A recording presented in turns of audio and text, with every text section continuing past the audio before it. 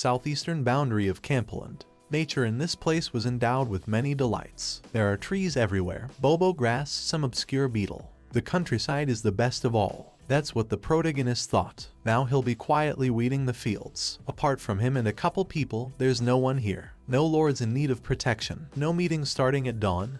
No more. Yoshua Rudel had a memory of a past life. He was an ordinary office clerk in Japan, and he died alone from the exhaustion of office work. And when he woke up, he was reborn as the son of a duke and thought he was lucky. However, he thought so only until he was 3 years old. At that time, famine reigned in the Duchy of Rudel due to repeated poor harvests. As a result, there was unrest and even deaths. In a state of such crisis, it would not be surprising at all if a rebellion broke out. If it goes on like this, then Yoshua's dream of a quiet life will fly into tatters. From that moment on, he sprang into action, loyal to his father and ministers, using the knowledge of modern Japan. By trial and error, he began to rebuild the duchy. With this knowledge, he carried out one reform after another and through this gained the support of the people. But this did not bring his dream of a peaceful life any closer. One day the butler Runberg warned that if things continued like this, they risked going without food. By this he means to say that the land here is barren. The boy tried to reassure himself that if nothing grows, they can always buy it. But it looks like that will be difficult. Suddenly, many voices were heard outside the window.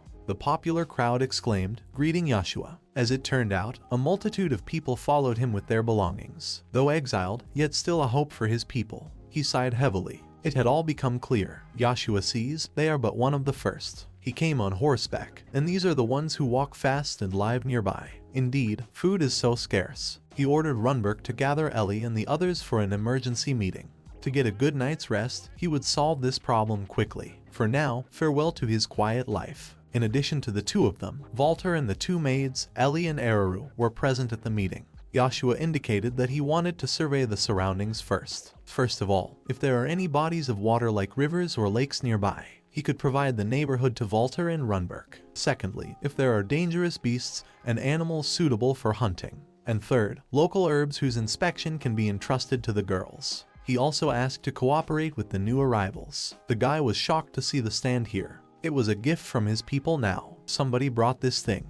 When Yoshua took his seat, the crowd cheered. He turned to the people of the Duchy of Rudel. They followed him to this place called Campland and went so far. Instead of the duchy that had become rich, they came here. This truly pleased him. The people regarded the young duke as their only ruler. Yoshua realized that in such an environment, he couldn't just ask them to come back. He inquired if the people would live with him here. Even though the land was empty and barren, they were willing to do anything just to live with him. Yoshua understood everything. He wants to eat, so the boy promised to rid them of hunger in 3 years. Only then will he become a symbol of prosperity and be able to quietly leave them by his side. And then he would finally begin his quiet life. Ellie and Araru found many herbs that they even pulled out along with the roots. Just as he had taught, among the roots there were also some that were edible. Yoshua used his gift of evaluating plants. The gift is an ability given by the god at birth. One of the plants was cassava. It could be used instead of wheat, so he suggested emphasizing its cultivation.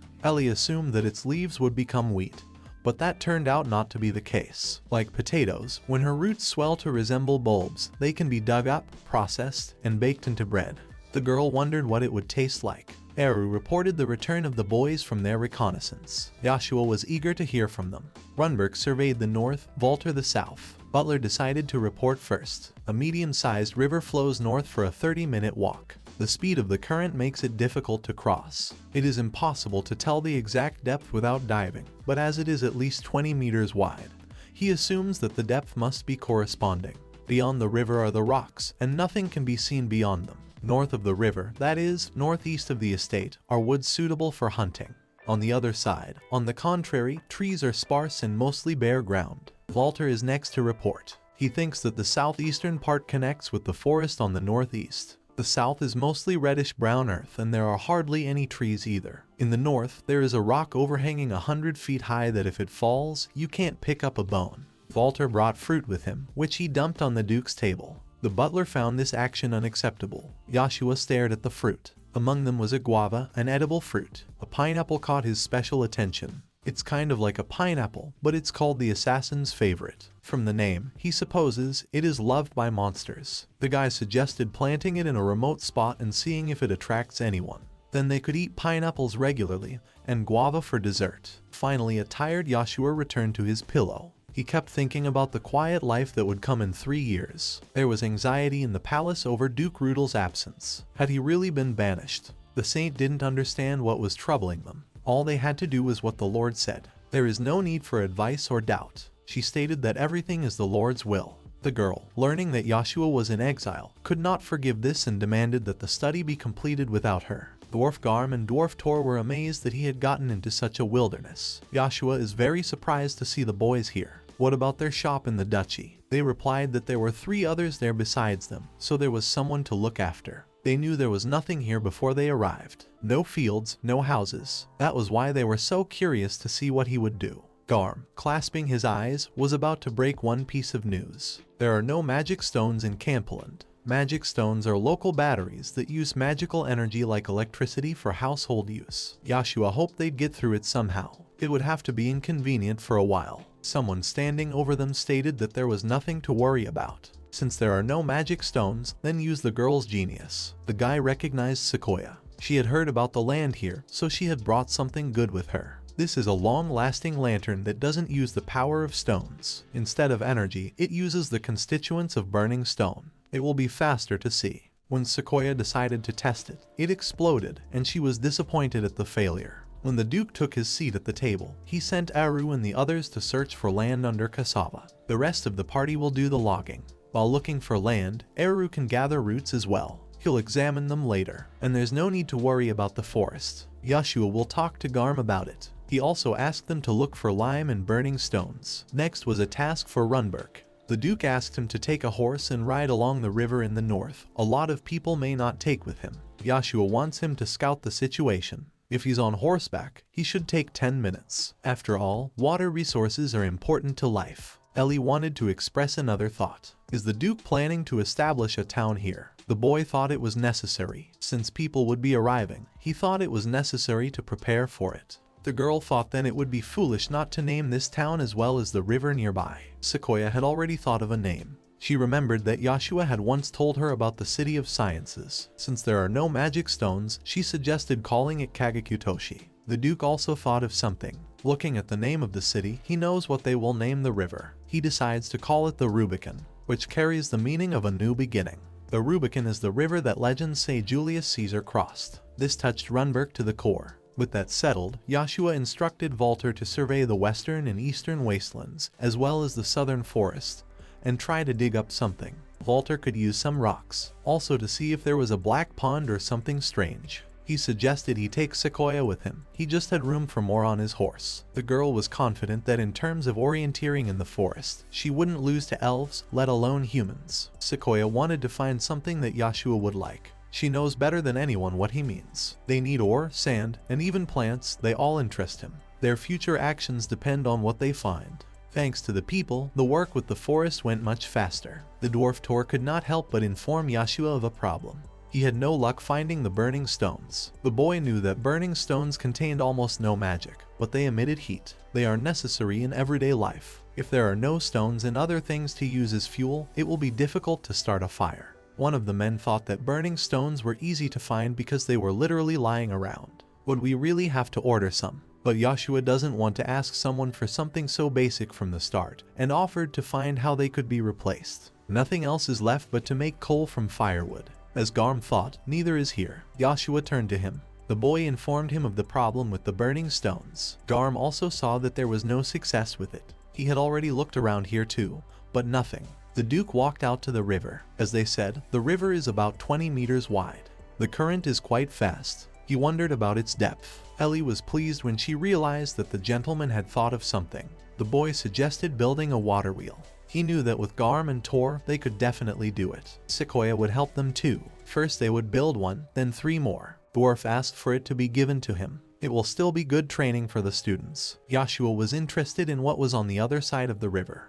It would be dangerous to cross it. The thought of making a boat visited him. Ellie offered to climb on her back, but the Duke thought that was too much. The maid was distressed by his distrust. Yoshua was worried about her getting wet. She cried when she realized he was embarrassed to ride on her back, not intending to listen to him. Ellie didn't see it as a cause for concern. After all, she is a maid. Yoshua had no choice but to do as she asked. The girl resolutely took him in her arms. It made his heart stop. They made it safely to the other side of the river. As he had thought, there were no old trees on this side. Perhaps something had destroyed them once. He considered the color of the rock, which was about a dull cream. It was cool. While Yoshua couldn't make any sense of it, he needed to investigate what it was made of. The boy cheerfully reported the presence of transparent sand here. It is a constituent of glass. The maid's face brightened when she realized that he had planned it all out and had come here for the sand right away. Yoshua replied that it was only a coincidence and he was here for another. He will look at some more things when he returns to the estate, but it seems to him that the vegetation here was destroyed by a volcanic eruption or something. Perhaps it was burned by dragons, and that's a possibility. Ellie didn't see it as a cause for concern. Dragons and their like are rarely found near human settlements. As soon as the girl said this, they were discovered by a huge creature. The boys had to get their feet out of here as soon as possible. Some creature engaged in a fight with the enemy and won the fight. Surprisingly, it turned out to be an ordinary penguin. The two realized that they had to get out of here faster. Eastern part of the forest. Walter found out that this was the right place for the heat-loving pineapples. Just as Mr. Yoshua had said, the pineapples had been invaded by killer trees. That's what the locals call them. Garuga replied that technically they are walking plants. Naturally, he's knowledgeable about it. It's the basics. One of the squad turned to Walter. Killer trees, if necessary, can hunt animals that are attracted to the flavor of the berries. That is, ambush them. They need to decide what to do. Do they cut it down? There seems to be something unusual going on here. Walter told them to approach and not to be afraid. They are not the enemy's target. In the experiment, the monster became agitated and aggressive. The plant received a big blow to its side. Garuga assumed they were lightning bolts. He was surprised by Walter's decision to just walk away. Plants with such abilities are very rare. Yoshua-san would be interested. Maybe kill it and take it to the Lord. Walter decided to leave it to the Lord. He reported that he had found new berries and brought them to the residents. He also watched the killer trees and their prey. They were attracted to the pineapples after all. They stay that way in the thicket. Yoshua asked if he had assessed the situation and if they were a danger in his opinion. Walter confirmed that they were. The beasts that prey on walking plants use lightning bolts. These are definitely the ones that are dangerous. He noticed the Duke's interest. We must decide what to do with them. Exterminate them or observe them. Lightning is electricity. Getting electricity out of monsters is incredibly difficult. But if they can create lightning and that power can be curbed, it's worth a try. The guy ordered him to watch the lightning beasts, deciding to try to capture them. Thus Yoshua came up with a name for them. So that's what they'll be called now. If the thunderbeasts have long since learned to generate electricity, other animals must live near them. They should be insensitive to lightning by now. If they can take advantage of that, they might be able to catch a thunderbeast as well. Walter appreciated Sir's idea. The girls asked about the minerals. Would they be able to identify them? Tor recognized which one was which. Cinnametal, mithril, iron, halide, lime, copper, glass, volcanic ash, and several other varieties of rare magical ore. Sequoia marveled at Tor's famous sniff for minerals. So, at the very least, they had useful ore. The question of the right volume remains. Volcanic ash and glass, Yoshua thinks, will not be a problem. Bardo knows what halite is. It's that stuff that if you lick it, it tastes salty. The Duke instructed him to discuss with Runberg how much of it they would need and proceed with the extraction. Both halite, volcanic ash, and iron they would need in large quantities, especially volcanic ash. They also need something to transport it all. He asked Tor if he could help with this. He was told that there was nothing wrong with it at all. Those who followed him here brought a lot of stuff with them.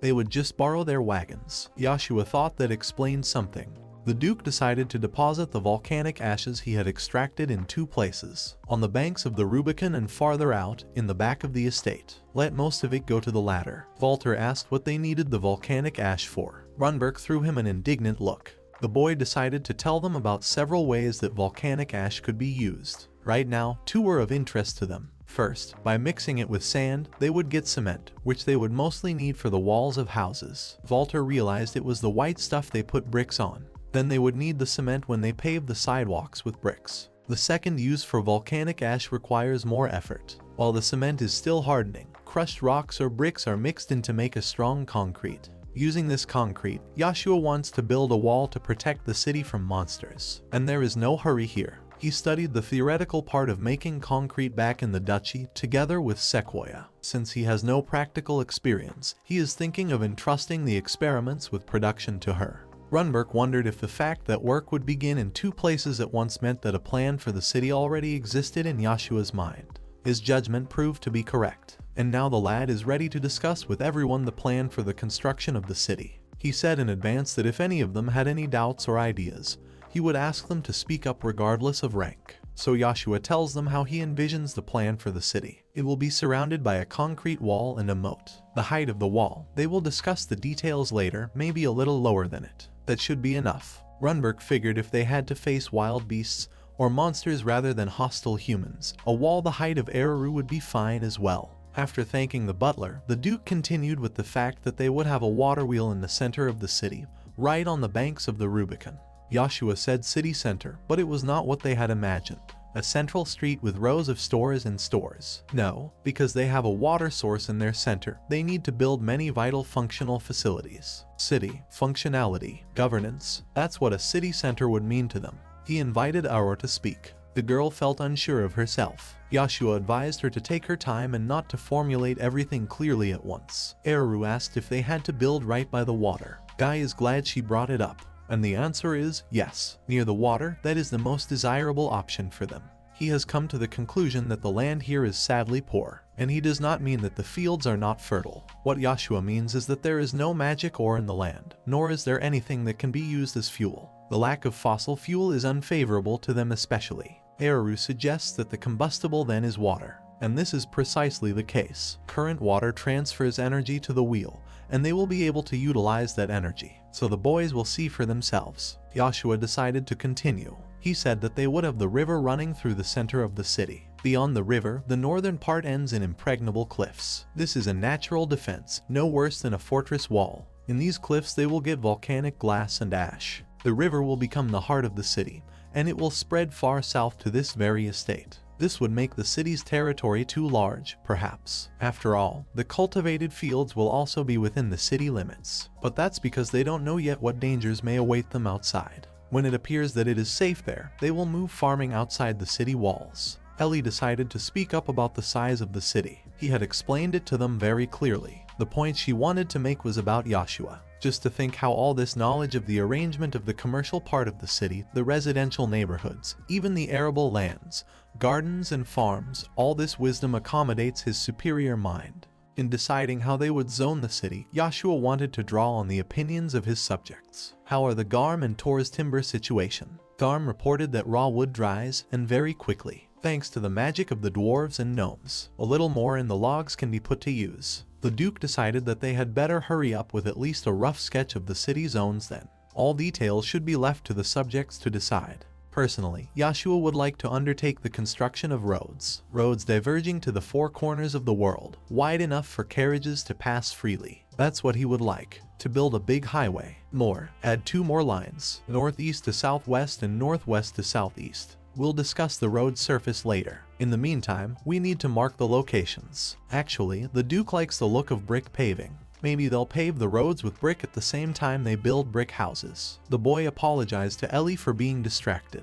The girl asked if she understood correctly that the place where all the tracts intersect should be large and open. Yoshua replied that this was correct, and the place might have to be made too even at first. What she wanted to say could be called a proposal or petition, and is related to what they are discussing. Yoshua has not yet announced what he will name the city. Why not install something symbolizing the city in the most crowded place? The girl thought it might be a silly idea, while the Duke thought just the opposite. He suggested that Ellie and Araru take on the project together. Garm with Tor will help with the implementation.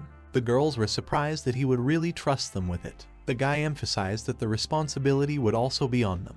They promised to do everything possible and impossible to create a symbol worthy of passing down the generations. Yoshua relies entirely on them for this. It was a frightening enthusiasm. What would it be? Everything seems to be working. Now that they are satisfied that all is well, Tor will tell his disciples to put the wheel away. Yoshua wanted to make the axle of the water wheel out of iron or mithril, but they don't have a furnace for that, so the axle is made of wood. From now on, Garm, Tor and his boys will do the urgent work. But first they need a furnace, so it will have to wait. Yoshua doesn't think it will be ready anytime soon. They walked out to the reeds growing by the river. When its stalk in Yoshua's hand moved, Araru wanted to pounce on it, but tried to control herself, for she was no longer a child. She thought he wanted to play with the thing. The boy told her that it was a reed. If dried and processed, it can be used to make many different things. Eru marveled at his knowledge, even though he thought it was all-knowing information. The two heard a sound coming from nearby. They came to the guys engaged in manufacturing. As Yoshua realized, they are here making a furnace. Just as he said, when the mortar hardens, it will make a furnace of concrete. Concrete made with volcanic ash is called Roman concrete. Yoshua is confident that this oven will turn out stronger than one made of clay, but it will take time to harden. It can't just be baked like clay, so that's probably it for today. So, the pouring is complete. What surprised Yoshua was how good they were at it. It was the first time he had ever seen them do such a thing. He thanked them and promised to come back tomorrow to see how it turned out. They replied to him that the hardening was not yet complete. They would show him what only they dwarves could do. Sequoia will help too. Garm and Tor called upon the spirits of fire and iron, earth and wind. The turn came to Sequoia. She called upon Sylph, the spirit of wind. Thus the efforts of each of the boys united. Yoshua was amazed that the furnace had completely solidified. He couldn't help but recognize that the magic was incredible. The Duke decided to discuss the follow-up work with everyone. This is just the beginning. So, the first thing they need to do is to build a forge. He wants their apprentices to build a building around the furnace. They use the power of the waterwheel to, in addition to the furnace, build a mech. Can he ask Era for anything other than to accompany him? She replied that she should be where Yoshua could see her. Then he asked her to gather that reed for him. It's not far, is it? The maid gladly accepted the offer. Yoshua noticed something that looked like a soft rubber hose. He had never seen something that looked like rubber here. Is there really rubber here? Looks like he's lost a fortune. However, it's too late to think about it. Tor explained that it was the skin of an imperial frog. It's true that he can't just take the skin off and use it. This process is similar to tanning hides. I wondered if the materials used were different from those used in tanning. The dwarf thinks they would be the same. Yoshua then hopes that there are imperial frogs here. Perhaps there will be monsters here that look like them. He'll talk to Volter about it. He doesn't like the idea of catching frogs, however. It was clear from his smirk that he was up to something. In Japan, rubber products were found everywhere. If they could produce rubber, many opportunities would open up for them.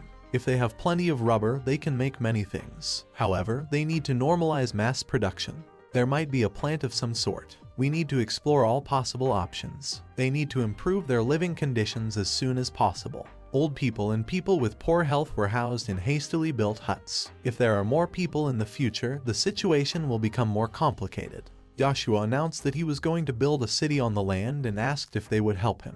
The people responded to Duke Rudel's request. Suddenly the lad declared that he was no longer. But to rule this land, it needs a name. Hereby, he declares. Taking a deep breath, the guy prepared to sound out the name. The city on the border of Campland will be called Oracles, and he will be the Earl of the Borderland from now on. They can forget the name Rudel and call him simply Yoshua. They are not united as a nation, and are only just beginning to build their homes. But by uniting their minds, they can work toward a unified goal. It seems to him that they will succeed. The saint was asked to sign the document. The girl asked Servald as if it was really necessary. Everything is in God's hands and will be as he wills. And do they really have no choice? Maybe so, but nothing can be changed now. Is this really the oracle's wish? Either way, there's nothing to be done. And God said nothing to them. Servald did not understand why this was so. It was said that the tribe of Levenstock beastmen had suddenly grown cold to them. He had done his best to get the country behind him, so what more did he want from him?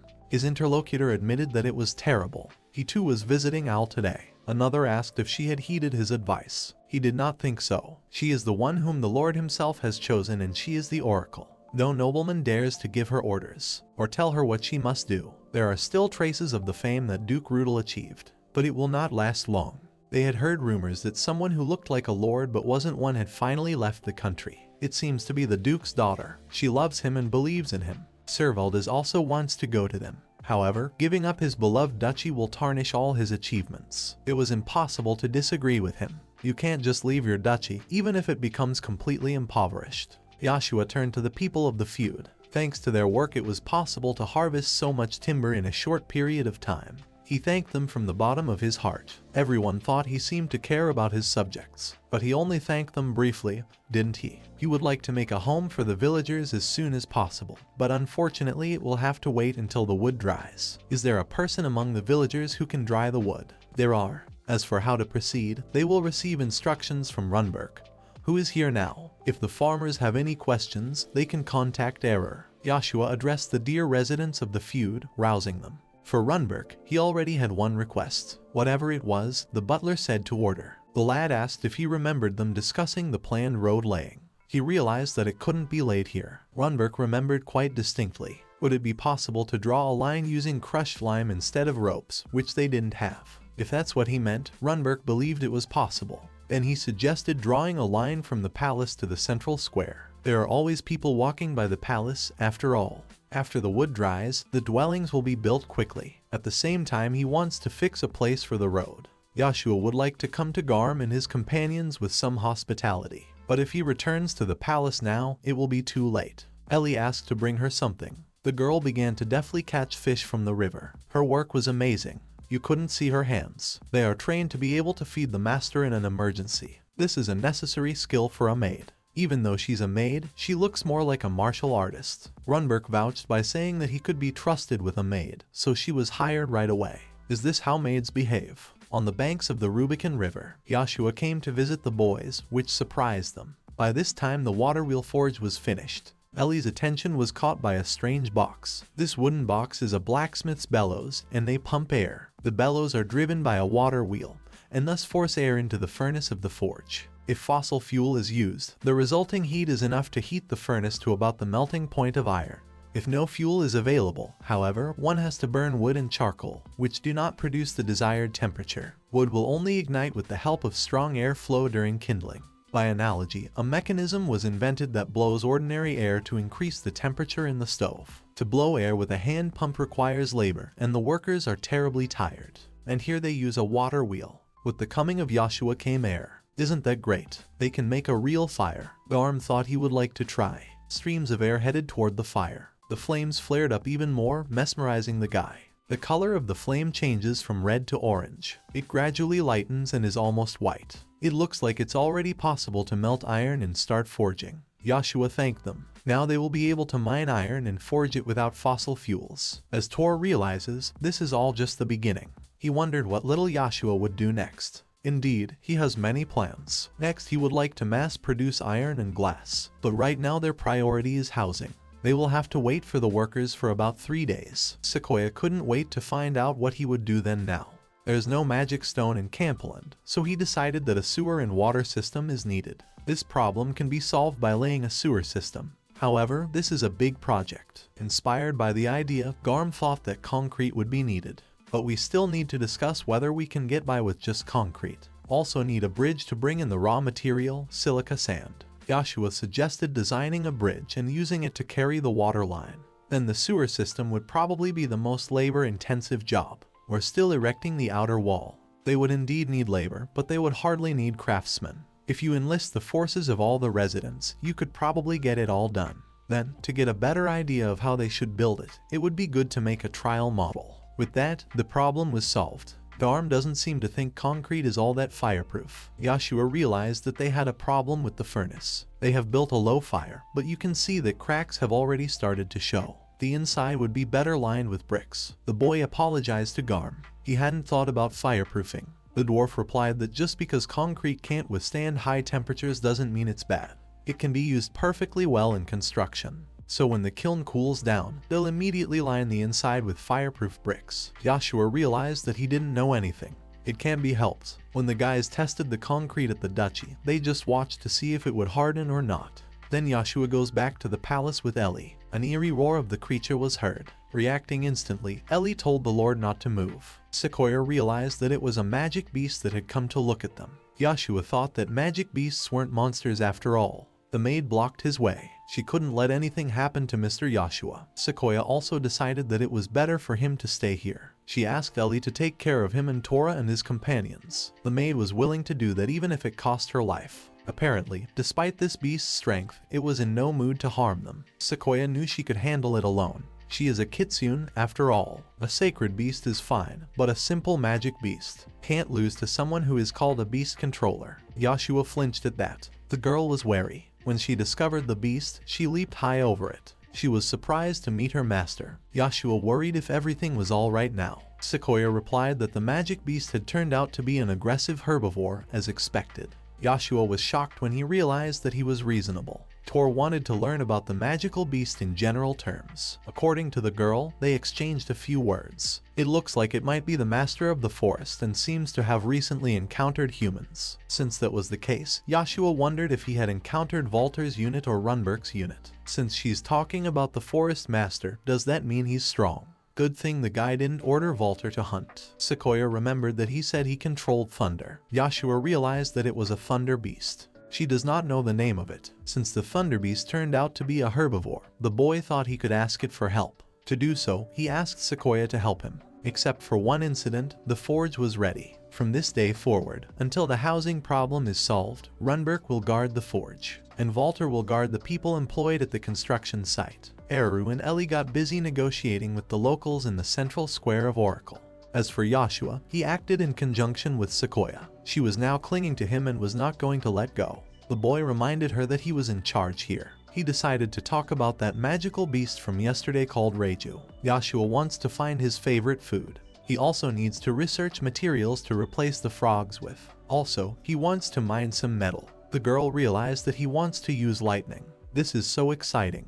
When talking about lightning, Yoshua is referring to electricity. It will help his dream to rise to the next level. Except that even if he could talk Reiju into it or otherwise be able to generate power, he doesn't have any electrical appliances. What's he supposed to do? Even so, electricity has a wide range of uses. He wants to find a way to use electricity that suits this world. Sequoia inquired about what lightning could be used for. Yoshua gave metallization as an example, or electrolysis, basically for a lot of things. It sounded fun to her. But first they would go to the forge, and afterward they would check on the progress of the housing. Tor took the opportunity to say that he had heard about Yoshua's busy self-discipline these 3 days.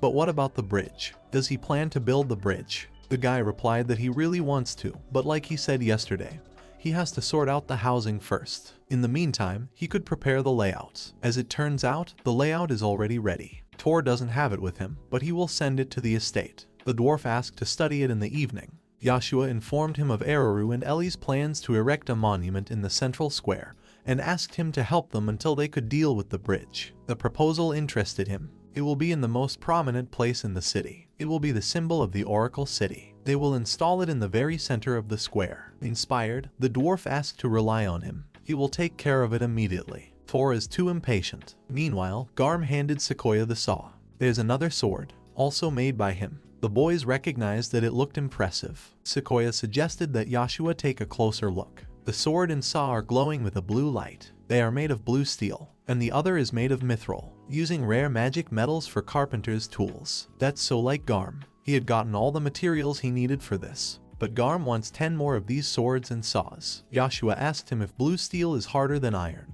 The dwarf explained that it was first-rate, cutting iron like butter, which was expected of magical metals. Garm found it strange that he knew nothing about blue steel. The fellow replied that he hadn't studied magic metals yet. Suddenly, he asked to talk about blue steel, mithril, and magic metals in general. A magic metal is an alloy of metal and mana. Mana is similar to magic power in a way. All living things possess mana. It is a kind of energy. Mana is an integral part of their lives. It's used everywhere, in the form of magic or magical tools, like magic lamps. By combining ordinary metal with mana, various alloys with their own special qualities can be produced. More or less, it's all clear so far. Yoshua inquired about the alloys that could be obtained. There are 3 famous magic metals: mithril, blue steel, and also orichalc. Yoshua had never seen orichalcum yet. If magic metals are alloys of magic and ordinary metal, the resulting mithril is silver, and blue steel and orichalcum. Now he understood. In the fantasy world, mithril is derived from silver. That's just a guess, though. If you fuse silver with magic, you get mithril. Orichalc is derived from gold, and blue steel from iron. Until he did the experiment, he couldn't be sure, but could Garm tell him more about mithril? The dwarf was in agreement, but what exactly? It turns out that when forging, he uses the same furnace in which he works with iron. Mithril behaves the same way as the primary metal, since their melting point is the same. That makes sense to the guy, except that there is no such thing as unadulterated silver in the soil. He asked if mithril also contains them. Garm replied that it did not. Mithril exists without impurities. In a way, it's like a gemstone, so it's easy to melt and harder than steel. Mithril is amazing, though it was originally just silver. Mithril is lighter and stronger than iron. It also has resistance to magic. Silver cannot be lighter than iron. Silver has a specific gravity of 10, while iron has 7 whole and 8 tenths. Isn't it strange that mithril is lighter and harder than iron? Is it because of magic? Yoshua was once again convinced that real magic is amazing.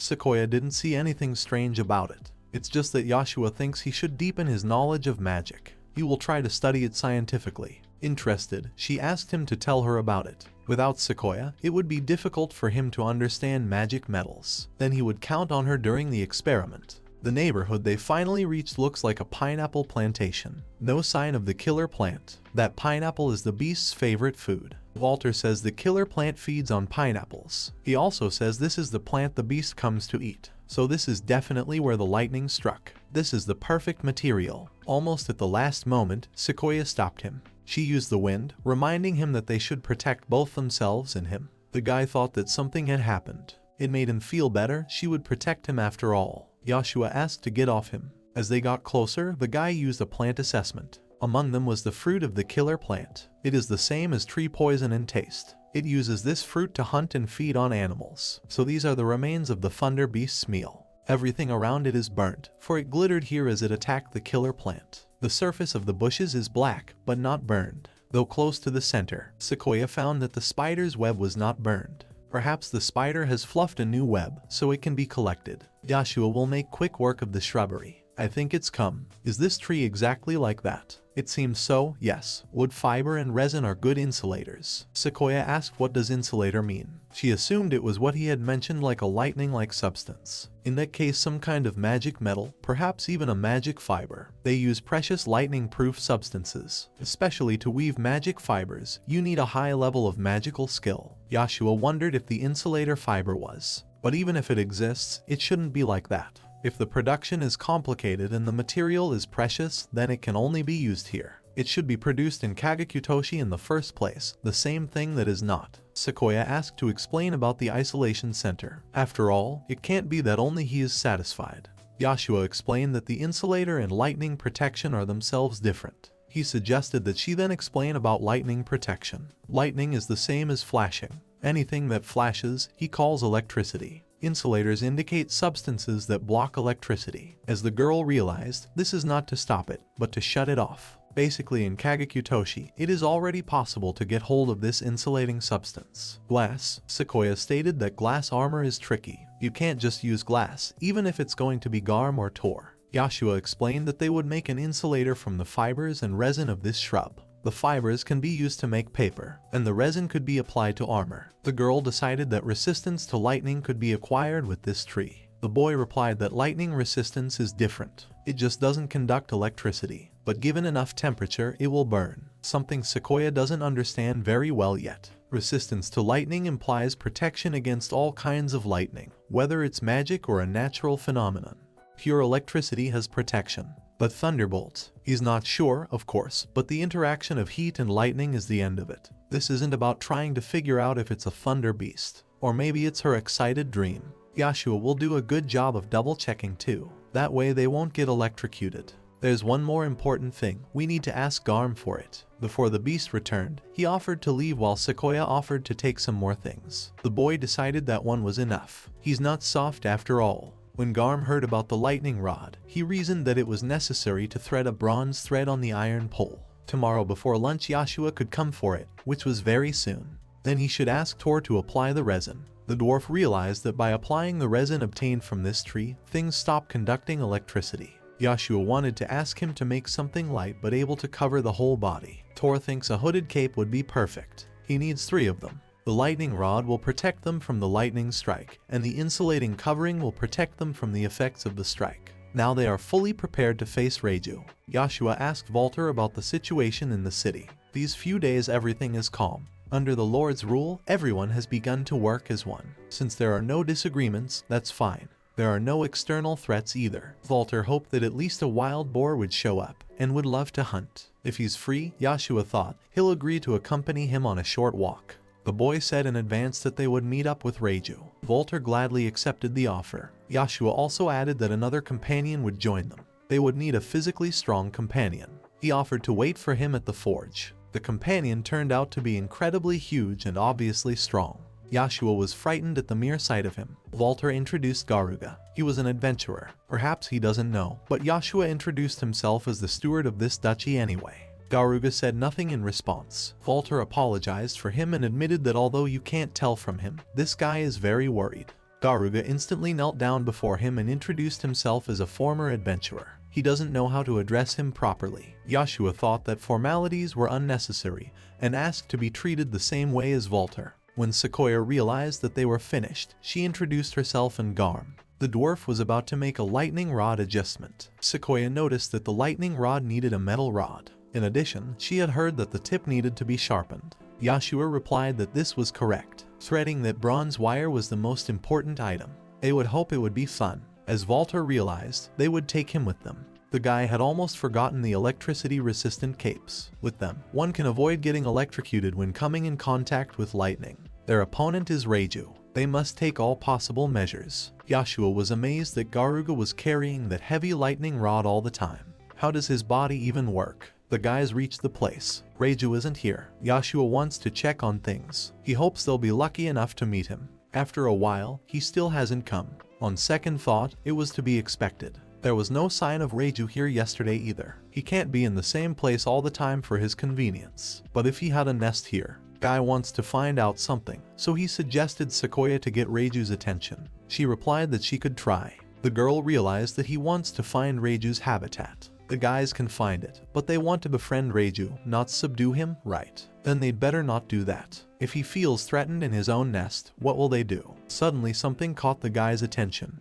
And it wasn't Reiju, but a predatory plant. Its sweet fragrance is so good. Thus it began to lure Yoshua. His food is here. The guy suggested just waiting an hour for Reiju himself. If Reiju doesn't like it, they will ask him to cut down this predatory plant, take it with him and study its properties. Finally, the moment of the beast's appearance came.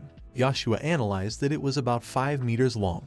Pale lightning bolts cover its entire body. It is definitely him. Sequoia got ready to talk to him. All hopes are on her. Yoshua can't hear what they're saying. Is everything all right? The girl relayed the words to Reiju. Depending on the details, he will fulfill his request. But first he wants to eat. The guy was surprised by the fact that he looked scary, but he wasn't actually a bad person, that is, a beast. Yoshua also asked him to leave him one berry. He wants to study it and will definitely thank him afterward. Reiju did not refuse his little request. Finally, Yoshua asked him for the most important thing. He wants the beast to hit the lightning rod with its strongest attack. Sequoia realized what kind of thing he meant. She doesn't know why he wants it, but it sounds interesting. Yoshua was sure that she would like it. Reiju didn't mind. Guy instructed Walter and Garuga to prepare a lightning rod. They need a place where there are no tall trees. They found a suitable one. Next, Garuga must put up the lightning rod. When he did, Yoshua was once again convinced of his incredible strength. It seemed that everyone was ready and the most important thing could begin.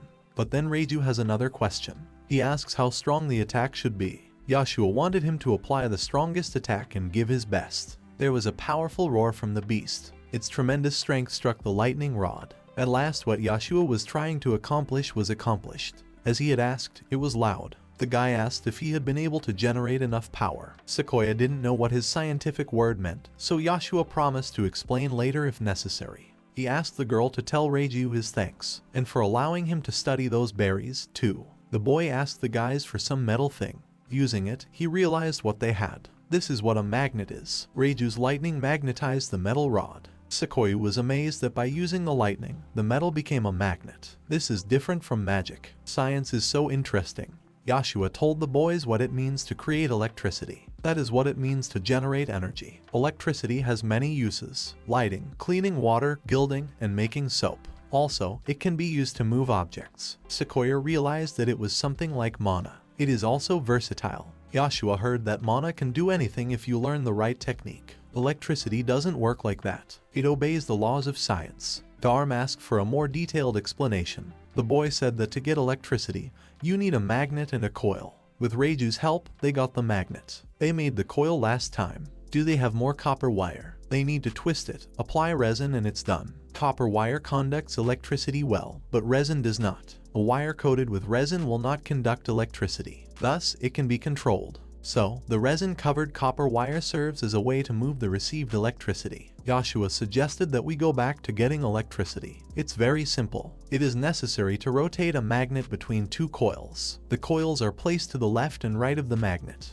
The mechanism is simple and straightforward. Garm realized that he had to make another turbine, place the coils and rotate the magnet, and he was absolutely right. But there's something to note. The gears used in the forge. We need to change the proportions of the gears that don't spin well. For that, they'll need Yoshua's help. What about the layout of Tor? Guy wants to prioritize making other tools. Getting everything ready for the house is more important than anything else. Garm realized that it was necessary to build a bridge. Yoshua asked to make sure that the basic work of building the bridge and the sewer will take about 2 months. All construction work should take 3 months. If they can't get everything built in that time, they will have to wait until spring. They figured it wouldn't take that long. They have their duke.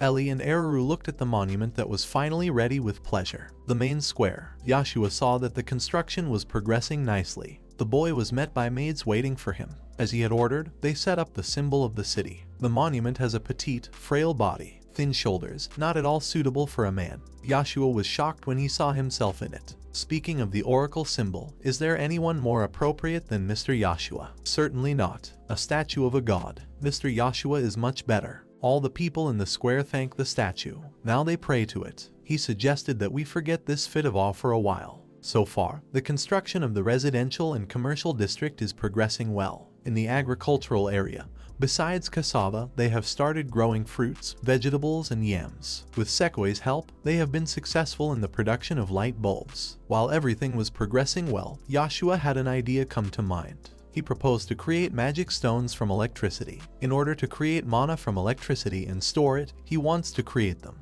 Sequoia doesn't think it's impossible. Reiju used mana to create lightning, or in other words, electricity. On the other hand, you can also create mana from electricity. But he's missing another important detail. Mana is usually inside the body. Reiju is using the mana stored in his body. But isn't electricity transformed from accumulated mana? It became clear to Yoshua. The accumulation of electricity is a mechanism similar to a battery. Although he has a general understanding of batteries, he does not know how to make them. Besides, they would probably need a catalyst to transform the electricity into mana. He used scientific terms again. The point is that Reiju uses something like an intermediary in his body to transform mana into lightning.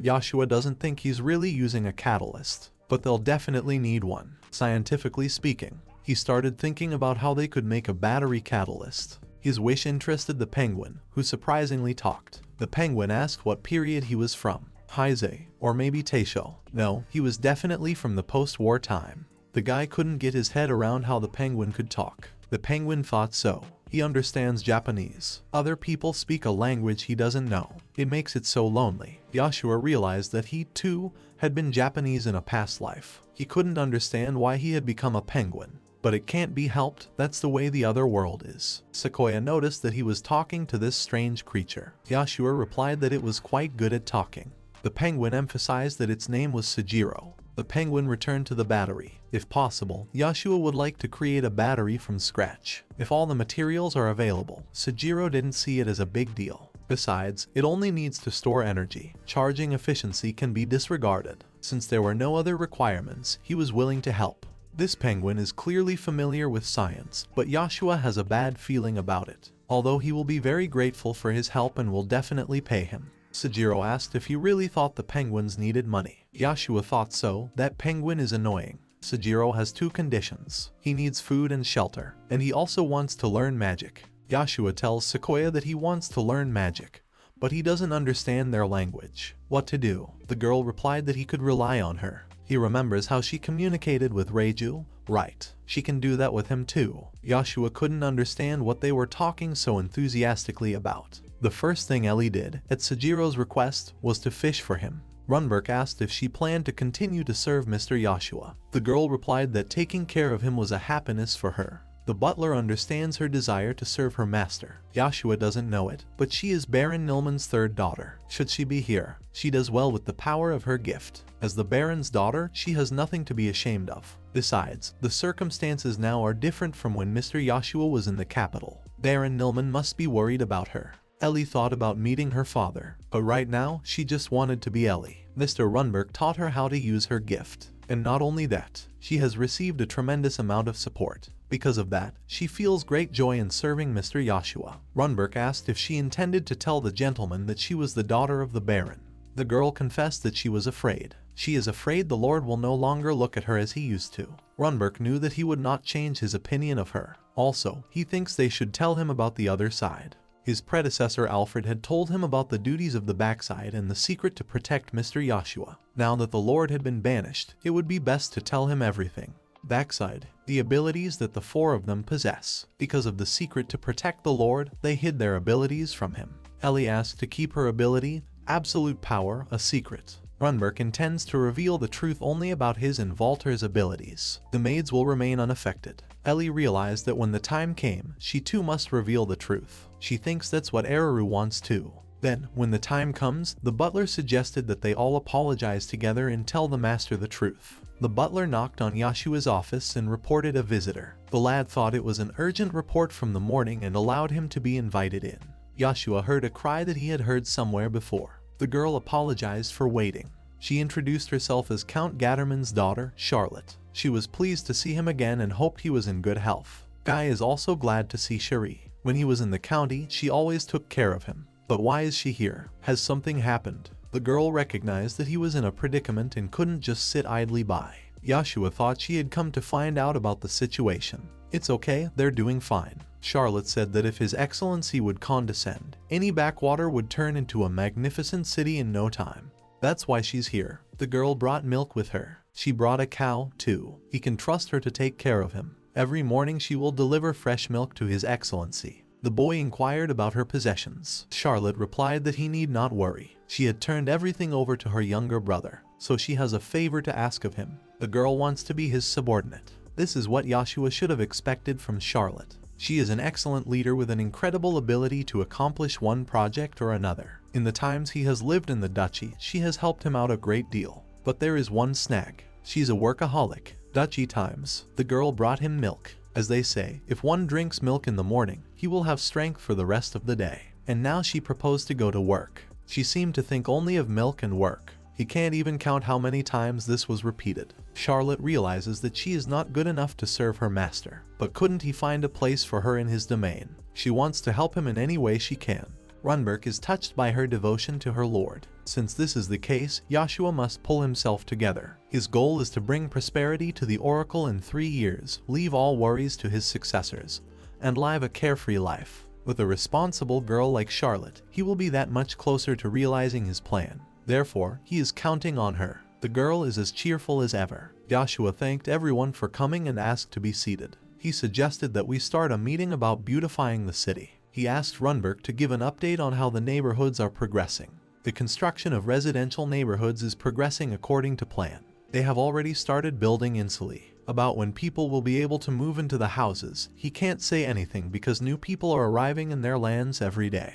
However, he believes it won't take long if they get the newcomers involved in the construction. Yoshua thought that this was a good thing. Providing people with housing is their first priority. He suggested limiting it to 5 insulas for now. That should be enough, even if more people came to join them. As for the economic district, 5 one-story stores should also be enough. Insulas are fairly easy to build. He believes they'll suffice with 3 floors with 10 rooms on each floor. An insula is an ancient Roman high-rise apartment building with a large number of apartments. One building will have 30 rooms. Even though there is not at least one store in the commercial district, over 250 people will have a roof over their heads. In addition, Yoshua proposes to build brigade-designed private homes for people with families. Runberg saw that he was committed to reducing the number of homeless people as quickly as possible and could not help but say that the gentleman was so kind.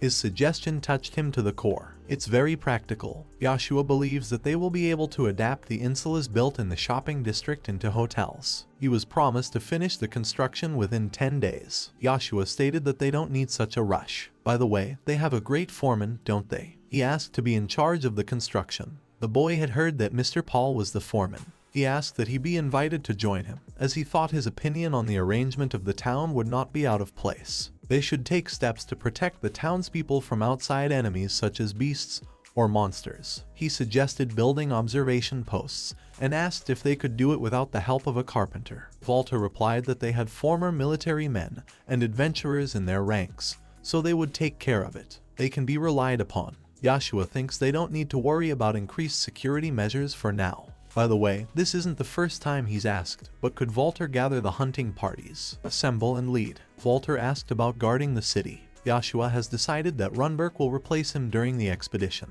Right now he is in charge of the construction team, but the guy would like to put Paul in charge of the project. He would also like to put someone in charge of security. Does Walter have any ideas? The man suggested Garuga or Richmond. Garuga is the leopard-headed warrior. He doesn't seem to be much of a talker and isn't very good at managing people. He probably won't refuse if Yoshua asks him for a favor. But doing a job that's different from what he's done before can lead to stress and decreased efficiency. Maybe we should send him on a hunting trip with Walter. He was an adventurer after all, so it should be easier for him to work in the wilderness. That leaves Richmond. Yoshua thought that Runberg was already familiar with him, but Butler has not had the pleasure of meeting this man, so I am not sure if they are talking about the same Richmond. What Walter can say about him is that he dresses very unusually. Judging from his voice, he is a middle-aged man.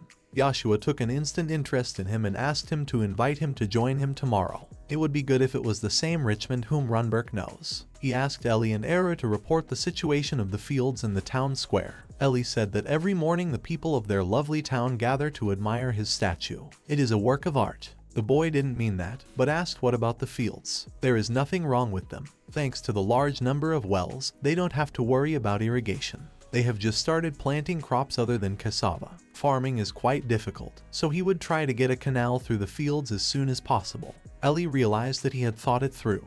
He felt that they should set up the city as soon as possible. In order to do so, they needed to prepare the fields for agriculture as soon as possible.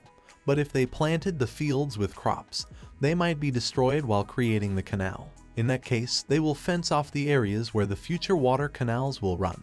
Yoshua is pleased that farming is progressing so rapidly, but when it comes to food, there is also a need to think about animal husbandry. On this subject he turned to Charlie. She had heard what they were talking about, hadn't she? He apologized for taking such a job on her, but he would like to put her in charge of food control. She could team up with Walter. If they find plants they can grow in their fields, they'll report back to him. Yoshua puts her in charge of all matters to control the city's self-sufficiency in food. The girl is happy to take the job.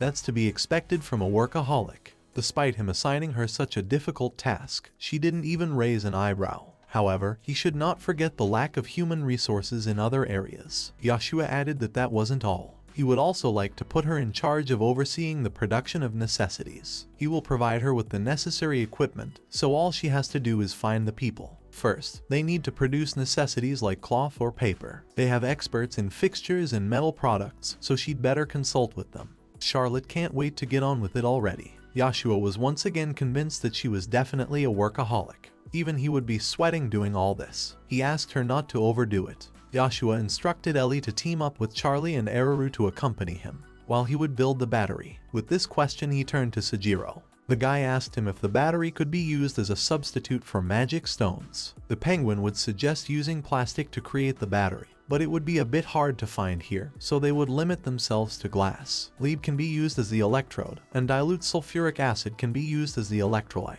The electric wire can be made of copper and insulating resin, so they would need lead and sulfuric acid. Perhaps lead is on the list of minerals they managed to find earlier. They've gotten a lot of different metals. Sejiro will be able to check it with Sekoa and tell if lead is among them. Penguin asked about the sulfuric acid. Yoshua has no idea how to create it. Perhaps they can get it by using sulfur and nitrogen. Sulfur can be obtained from sulfides. Nitrogen will have to be found. Sulfur and nitrogen are also materials to make gunpowder. But so far they don't really need gunpowder. Unless he is mistaken, potassium nitrate is a water-soluble substance. It is also an important nutrient absorbed by plants from the soil. They can then find it everywhere in small amounts. Yoshua wondered if he should start his search from arid areas. As far as he could remember, potassium nitrate enters the soil through animal feces. Sejiro thinks they could use the old soldiers' method of getting sulfur, but it would take a long time, and they don't have the right technology. If possible, they will try to find the saltpeter vein. Yoshua hopes they will find something.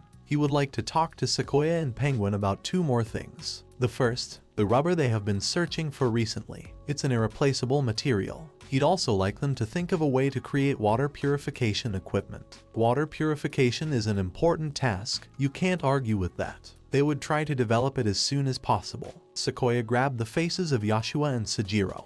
She didn't like the fact that they were being secretive with each other. Apologizing, Yoshua replied that he had gotten a little carried away. He decided to tell it all over again, but in simpler words. Since Eru is here, she might as well listen. Embarrassed, the girl thought it unnecessary, calling herself very stupid. Yoshua didn't think so at all. If they were going to create water treatment equipment, he would also need to explain the working principle to other people who knew nothing at all about this technology. Therefore, he would like her to listen to him too. He suggested imagining fish swimming in a lake. There is also algae growing there. The fish eat this algae and defecate into the water. Subsequently, these feces enter the water and decompose, and the algae absorbs these feces, which makes it grow. This is a natural process, except that the decomposition of feces doesn't happen by itself. They decompose thanks to little creatures that feed on the feces. Now he suggested we talk about dirty water. These little creatures feed on dirty water just as they feed on feces, and they decompose that filth. Sequoia suggested that these little creatures breathe just like the fish in the lake.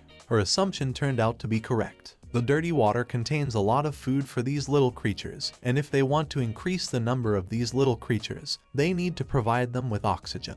Organic material is decomposed with the help of microbes. Aeration, which is the process of saturating the water with air or oxygen, is used to increase the amount of oxygen in the aquatic environment. Sequoia understood the principle. That is, he wants to add air to the water to mix these creatures with the water. He didn't expect anything less from her. By doing so, they will be able to purify dirty water. By purifying the dirty water and stopping the aeration process, they would have dirt that could be mixed into the ground. The mud remaining after filtration will be very rich in beneficial substances. By repeating the aeration process, they will be able to break down the dirt into even finer particles. This way they will get a very useful mixture that can be used as fertilizer, all thanks to the high nitrate content of this mud. Eru also had some idea about water purification, so they need a device to allow these little creatures to breathe. That is exactly what Yoshua wants the penguin to ask. Penguin and Sequoia studied the metal samples, and he and Eru traveled south of the capital. Just like Walter said, it is a very arid area. Although there are vast forests spread out to the east, survival here is extremely difficult. To the north of the Rubicon River are the mountain ranges. They probably have a great influence on the local climate. In any case, in this world, as on Earth, it is very difficult to find vegetation in arid areas. The border between Duchy and Campland is rather indistinct, but it is said that if you walk a few dozen kilometers from the border village, you will find yourself in a remote area of Campland. Who knew the amount of vegetation could change so much in a few dozen kilometers? It's kind of empty. Will they find nitrogen? Saltpeter is only found in dry form, so Yoshua thought the chance of finding it here would be much higher. The birds hovering above them look like vultures and are apparently hungry. They seem to be targeting the boys. Eru declared that they would be the ones to eat them. Does the Lord like poultry meat? Yoshua thought it would not be a good idea to do so. Thinking about the birds, the guy remembered something. If he wasn't mistaken, there was a cliff to the west. He suggested we go there tomorrow. The three boys made their way to it. Yoshua asked Sequoia not to bend over in case she fell. The girl didn't realize how she would look inside if she didn't bend over. Yoshua thinks they will find saltpeter here. He thought there might be some caves in this cliff. Saltpeter is a solidified substance made by decomposing organic matter like animal feces. Logically, then, saltpeter should be everywhere, but it's not. That's because saltpeter is easily dissolved by water and absorbed by plants. So Yoshua thought it would be a good idea to look for it in arid areas. The climatic conditions met their requirements. Perhaps they are what led to the creation of such a massive rift in the earth. Be that as it may, there is no way for them to be sure until they examine the sample. Therefore, Yoshua would want to see if there are caves in this cliff. Yoshua's head sometimes really surprises Sequoia. Does he think it might be the lair of a flying dragon? The boy asked, do they really exist? He thought it was inhabited by birds or some bats. Come to think of it, dragons really do prefer deeper cliffs. He thought the amount of feces produced by bats would indeed exceed that of a dragon. Sequoia thanked Yoshua's head. He apologized that he only had a head out of usefulness. Even though they had a sturdy rope with them, it was still dangerous to use it. Eru decided that she could handle it. Shocking Yoshua, she jumped into the cliff. A wave of panic came over him, unlike Sequoia who asked him to calm down. She is a girl cat after all, so climbing the walls is easy for her. So Eru is fine. Sequoia isn't worried about her. It would be more scary if he jumped in. The girl got out of the cliff safely. She believed that the master had nothing to worry about, repeating that she was a cat. He's so glad she's okay. Eru reported on the caves. There is one upstairs and 2 downstairs, and it's all cave systems. Yoshua praised her for her work. Sequoia suggested that the boys take a look around. As they walked down the cliff, Yoshua could not contain his worries. Any movement caused him to panic more and more. He tried not to look down. Sequoia had heard that a kiss was very helpful in such situations. She decided to kiss him, but it was also Eru's responsibility. Yoshua didn't understand why they wanted it so badly, but it seems that the gentleman no longer needs to be kissed. They found themselves at the entrance to the cave. While he was unconscious, they explored this cave a little. In 5 minutes of walking around, they did not meet anyone dangerous. Now that Yoshua was awake, they could go explore the cave. It turned out that he had forgotten the lamp. The boy was worried that Eru shouldn't go too far away, or he'd still stumble. The girl reminded him that she is a cat and darkness is her friend.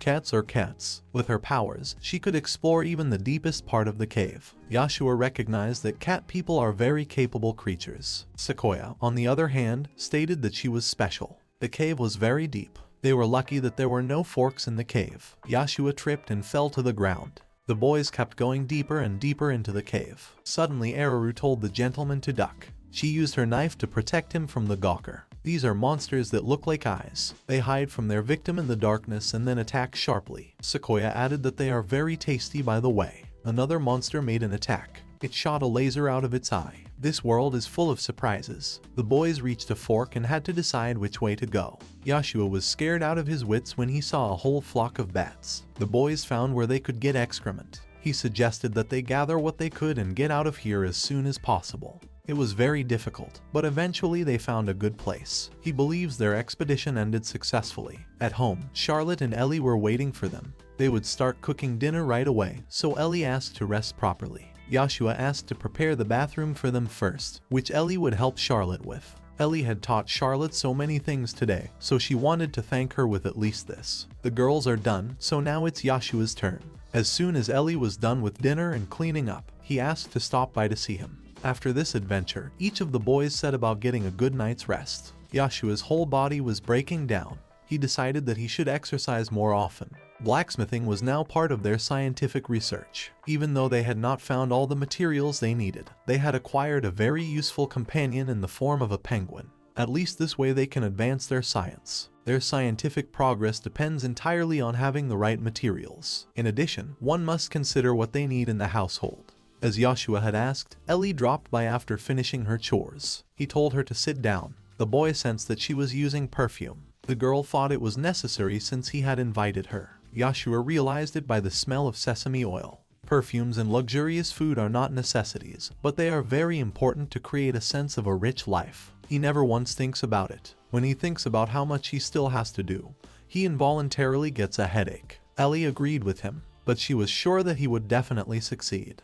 The guy realized that he would have to take small steps to get there. By only providing people with shelter and food, he wouldn't be able to get them comfortable.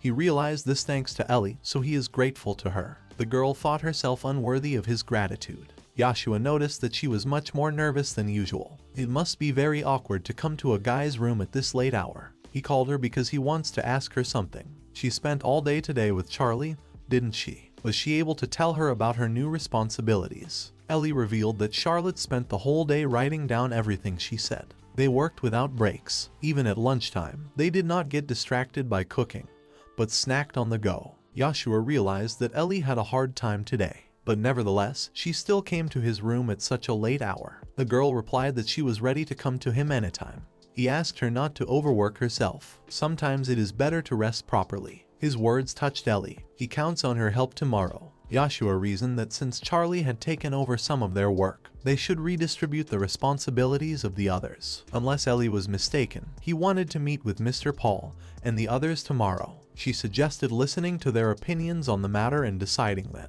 Yoshua thinks she is right. He thanked her again for stopping by at such a late hour and told her to go to his room and get a good night's rest. Fresh in the morning, one might ask, what happened then that night? The answer is simple. Ellie went back to her room and Yoshua immediately fell asleep from the day's accumulated fatigue. More people will attend the meeting today, which Yoshua can't wait. He was visited by Richmond, who was honored to speak with him, as well as Paul the carpenter. Yoshua thought that Paul is a regular man, but Richmond wears a mask and a black cylinder. Now he understands what Walter was talking about. A very unusual man. He's glad to meet them too. This is the same Richmond that Runberg knows. He met him yesterday. Yoshua thought he was lucky since he was able to meet an old friend. So, he moved on to the agenda of the meeting. Yoshua told them about the projections regarding the residents staying, about the need for residential buildings and infrastructure, and also about the lack of magic and burning stones. In short, about all their problems. Charlie analyzed the residents. About 60% of the residents are farmers, merchants 20. The remaining 20 are artisans. Charlie could half-heartedly understand what Yoshua meant by analyzing the inhabitants. There are about 1,000 people living in their lands. Runberg can't believe that the Lord is respected by so many people. Their current plan is to create housing for 3,000 people. Yoshua asked Paul to tell how many people are employed in building the houses. About 100 people. In parallel, they are trying to build barns to improve the quality of life. Yoshua wants to make Paul responsible for carrying out this plan. Paul felt uncertain about his words. If they don't have enough wood, they can build houses with bricks. Paul replied that he could do it. Yoshua is counting on him. He also wants to put Runberg in charge of resource extraction. He should assemble a squad of 50 men and keep in touch with the construction team. If they lack anything, have him go out to mine the necessary material. Can he have Richmond oversee the security of their town? Richmond doesn't seem to have the right qualities for the job. Walter tells Yoshua that he is quite capable. Of course, he doesn't mind if Richmond consults with Walter and Runberg. After all, it is a very difficult job for one person. His offer is a great honor for Richmond, but along with that, this job requires a very responsible approach. He is very eager to see with his own eyes the rise of this city and him in particular, and it is for this reason that Richmond feels he is not fit for the position. Joshua wondered if something had happened to him in the past that had shattered his self-confidence. Anyway, many people who came here have discarded their past. Some have come here with their families to start a new life. There are even adventurers among their residents. Some traders and laborers have abandoned their jobs, and some have come to this land because they were driven out.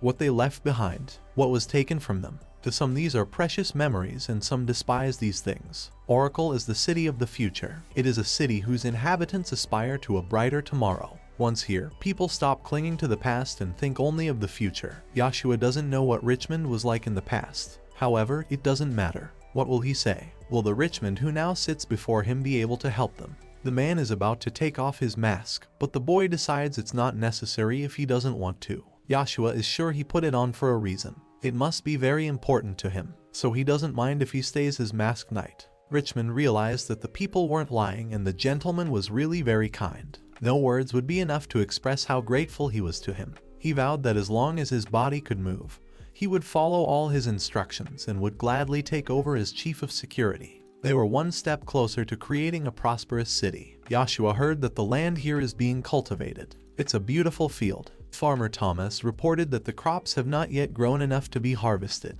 but they have no problem with food because they have plenty of cassava to cultivate the fields and to clear land for building houses. And it looks like they will have no problem with harvesting. They are starting to grow other crops and hope to be able to harvest in the fall. Joshua is looking forward to seeing her. Charlotte asked him to come here next time.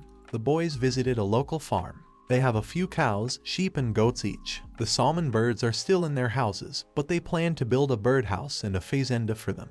There is someone who looks after the farm, but not permanently, but in shifts. Yoshua thanked Charlotte. The farm and ranch were better than he had expected. The girl replied that it was not. She had just arrived. It was all done by the boys from the town of Oracle. The saint didn't think such a thing was possible. If the form was filled out, she asked to put it on the altar, but she was in a hurry to tell her something very urgent. The Earl of Seyfrieden has declared his independence. He is a nobleman with lands in the northwest of the duchy and has close ties with the empire in the north of the duchy. What will the saint do with Count Seyfrieden? Would she also gather the commander of the military chiefs of the order for a meeting? The girl did not think it necessary. They would certainly gather as much information as possible and could help her deal with it.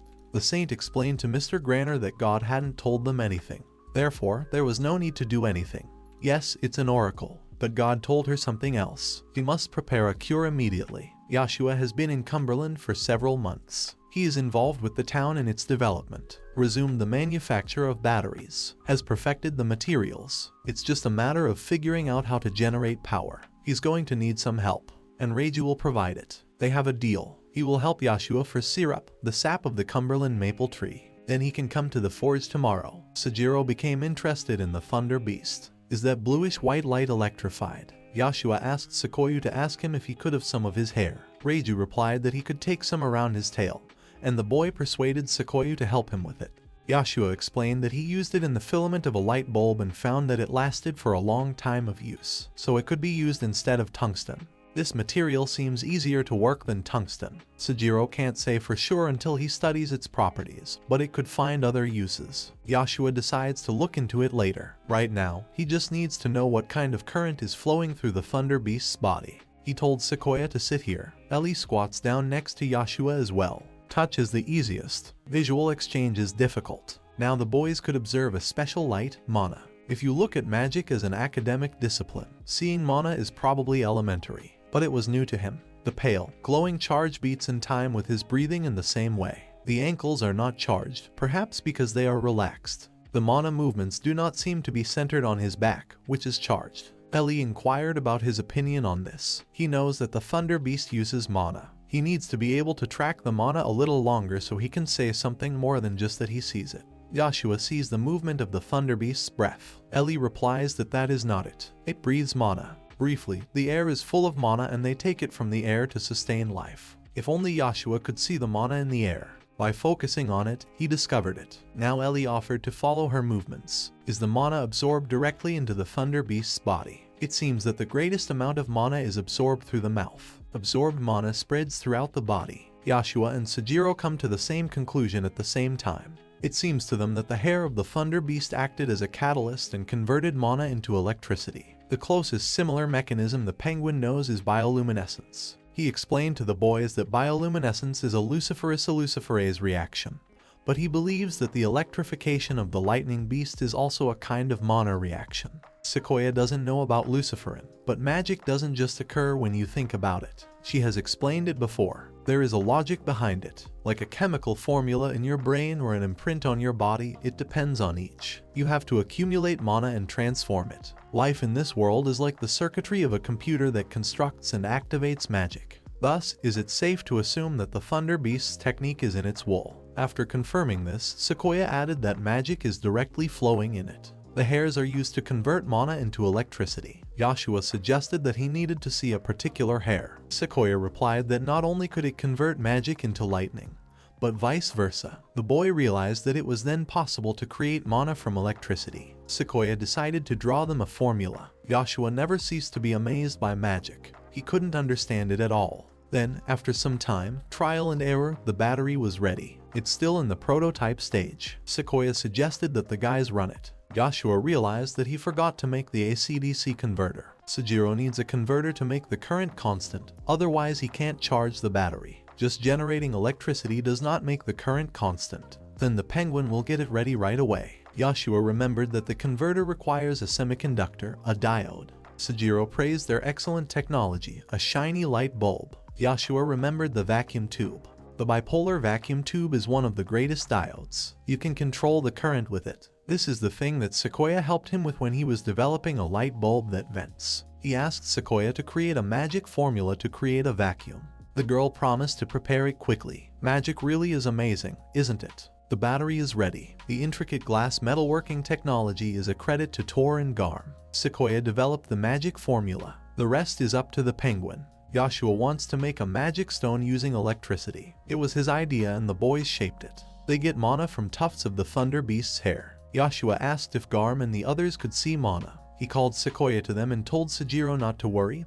They had already cast a spell. Soon they will see it. But something confused the boys. Yoshua is sure that the mana is coming in. Turns out the mana is leaking out of the battery. It goes right through the glass. The guy wondered if they couldn't keep the mana inside. Maybe they could encase it. That is, seal it with some kind of magic to keep the mana from leaking out. Sequoia supposed there were several ways to do that, but she wasn't sure if she could do it manually. The girl turned to her personal storage. To do so, she uses arachne's threads. They have mana blocking ability. Yoshua thought she could just wrap it around him or make a cloth out of it. The girl is too lazy to do such a thing, so she'll just spin the yarn with her magic. The guys noticed that it was getting harder and harder to extract the mana. It's building up inside the battery. They placed some bodies as a test. The collected metal, a former magic stone that had used up all the magic contained in it and was now just a stone, and stones found on the riverbank. They will leave the electricity on today and see what happens the next day. Addressing the people, he can't help but thank them for all the hard work they do day in and day out. His compatriots from the border province of Campland.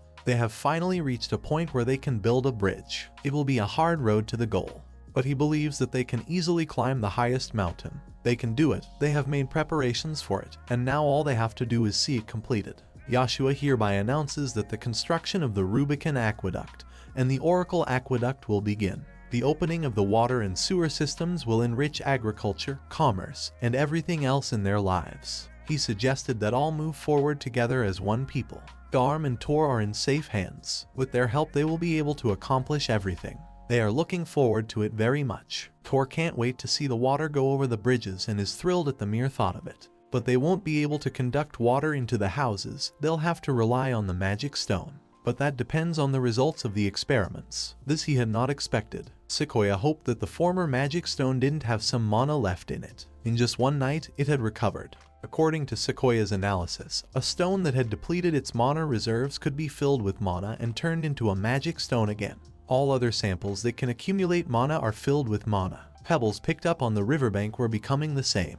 Iron became a blue metal, but silver hadn't become mithril yet. It seems that the amount of mana it contains is still not enough. Lead and glass are also filled with mana, but they haven't turned into magic metal either. Iron probably turned out because of its high purity. That's interesting. Sejiro would like to try this with different substances. Different substances require different amounts of mana to turn into magic metal. Perhaps magic metals are rarer than ordinary metals, and iron and silver can be obtained in large quantities. In other words, thus blue metal and mithril will eventually become readily available substances. That's amazing. It's revolutionary. Not only is mass production of magic stone possible, but mass production of magic metal is also possible. Large-scale infrastructure construction has begun, and the supply of magic stone is on the verge of being unprofitable. From now on, Oracle City will grow by leaps and bounds. Yoshua's goal of holding out for the next 3 years is becoming a reality. Let's go back in time a little bit. The lands of people, now divided into territories, were once united for a short time.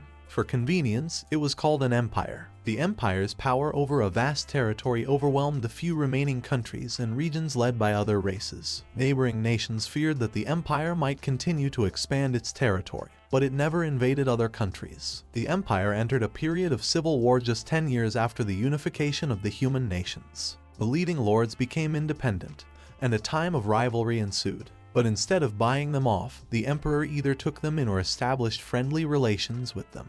The Holy See was most active at this time. The emperor made the Holy Faith the state religion and avoided wars because of their teachings. To those who fight in doubt, to those who are at their wits' end, to those who hold the sword in their hands, to all men, the saint offered her unfailing prayers. The Holy Faith gained followers as the empire grew. It also became the state religion of the Duchy of Rudel, an independent princely state created by Duke Rudel. The Duchy of Rudel. As the saint said, there are signs of illness. How did such misfortune befall them if they had always listened to the previous saint, Yoshua, the oracle, and her gift of foresight? The girl declared that her faith would not waver, but she was also concerned that the judgment of those who receive God's word may not always be correct. If the Duke stays here much longer, he will be miserable. He will not find peace here. He brought prosperity to the duchy, and now he's being cast out, no matter what God says. And this saint, one of the subordinates, wondered if he had correctly understood the meaning of the divine word. No one knew whether to leave the Duke to them, and what saint Yoshua would say to that. Everyone wondered what he was living now, and the city of Oracle continued to prosper. Yoshua consulted with everyone, and they moved forward with the construction of the aqueduct. He was surprised to find that the girders of the bridge were already in place. It had only been 3 days, but it had been so fast that it was hard to believe it had been done by hand. The city's waterways are going underground for future convenience. Construction seems to be going well. It is too large for the current population, but quite suitable for future development. Once the minimum infrastructure is in place, Yoshua would like to do more and more things that will enrich people's lives. However, this is not too big a dream. He asked everyone to be sure to take a break. Yoshua realizes that their health is the most important thing. Sequoia continued to investigate how much magic is contained in the stone. It's a test of the magic content in one unit at the same volume. It is impossible to make a comparison unless the conditions are the same. From the experiments conducted, it was found that if electricity is converted into mana and minerals are placed in a container filled with mana, they become magic ore containing mana. The girl informed him everything they knew at this point. There are other metals such as lead and tin. Yoshua would like to try them in the future. He would like to help, but it's hard when you can't see the amount of magic power. But the penguin figured out how it worked by watching cassiterite coal, which has the lowest content. Yoshua thought he now understood their language, but that turned out not to be the case. Sejiro can only speak one-syllable words so far. He gave an example of being able to speak. Now he at least understands it. What the penguin said earlier about watching the coal. When the coal turned into a burning stone, he asked Sequoia to observe it carefully.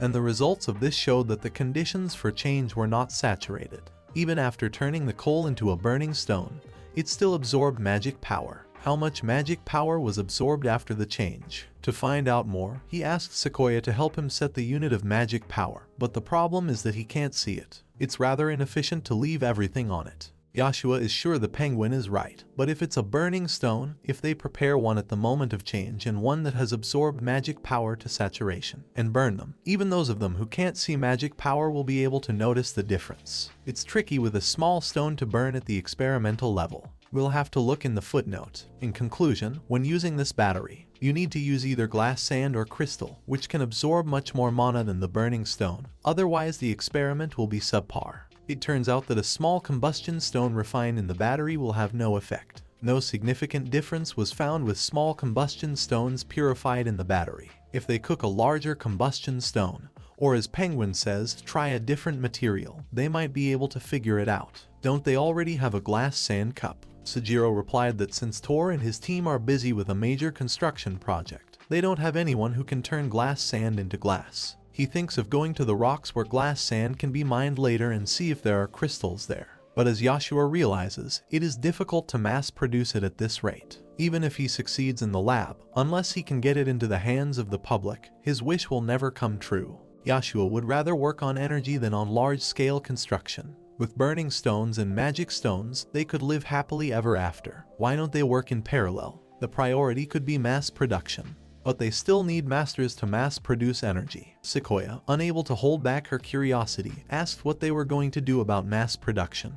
Yoshua doesn't know if this matches with the penguin's idea. He thinks there are two ways to approach it. One is to solve the problem of the lack of horsepower to charge the magic stone, which means building more power plants. But here a small problem arises. The girl suggested just building a bunch of water wheels. The guy explained that water wheel power generation is limited by a battery as small as this one. There is a fundamental lack of energy, steam, wind. Then there is thermal energy. But thermal energy is probably not technically feasible. Sejiro thought wind power was the best. Steam is the next most efficient. Thermal energy should be abandoned. Yoshua wondered if there was a strong wind on the rocks on the other side of the river. The penguin doesn't know if he's headed that way. Sejiro would like him to go and observe. Personally, the guy would prefer steam as a fuel. Penguin uses the magic stone and combustion stone from the water wheel to power the steam engine. But, given the law of conservation of energy, he can't produce more electricity than he uses. That's the point. If electricity is used to produce fuel, it's a path to depletion.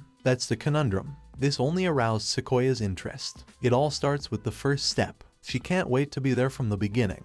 They're trying to do something that hasn't been done before. It's only natural that it won't work. So what's the other approach? Yoshua explained that the other approach is to build a stable basic theory, figure out the relationship between magic power and ores, especially mana density and mana absorption mechanism. The girl once again didn't understand anything.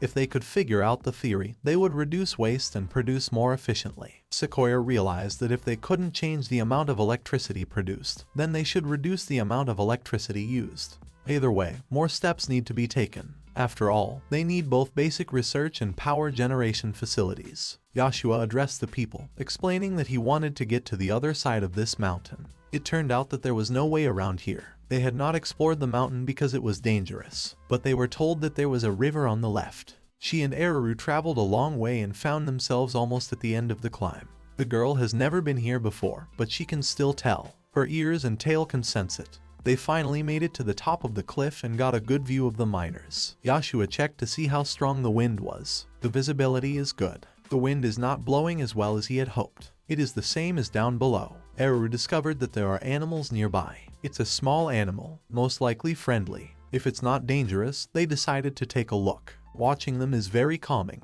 Yoshua remembers seeing them when he was on the ground. They're so cute, just like children. I think they were called quokkas or something like that. The penguin seems to know exactly what they are. The guy would love to keep looking at them, but they need to move before he provokes them. He's interested in looking at those hills too. This one has a nice open rocky slope. He decided to look at the geology. The color is more like glass sand. I wonder if the geology is the same on all these rocks. Eru suggested looking for caves. While it's still light, they can search a bit, they have a good chance. The girl analyzed where it is. She used her ears and tail to do so. This is much more efficient than his visual search. Yes, he relies on Eru's eyes. The boys found many small caves like this. Yoshua recognized that Eru's second eye is awesome.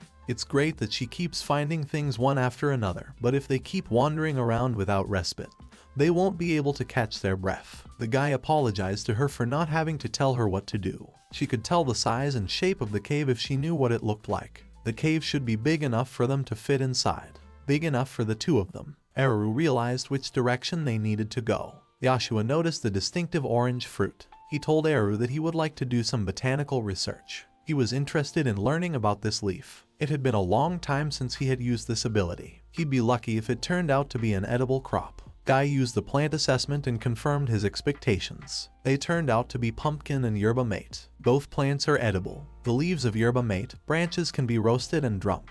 It is used to make yerba mate tea. Maid is made from pumpkin and its jam is delicious and juicy. The boys decided to pick some and take some home.